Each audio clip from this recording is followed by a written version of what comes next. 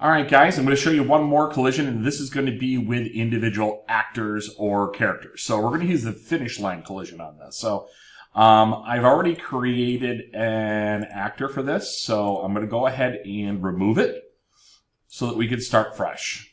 So let's add a new actor. And I'm going to use the finish line graphic. Let's make it a little bit smaller. Okay.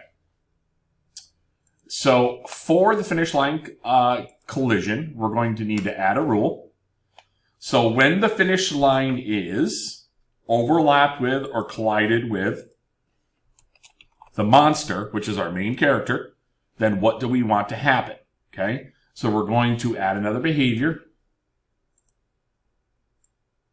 So as I said, we're going to add a new behavior, and let's call it change scene. So we can either go to the next scene, or we can type in you win, which is my finishing one. Okay. Now he's got that. Let's take a look and see how this works. Go back to my initial scene, and let's add new actor in. Actually, let's name him real quick.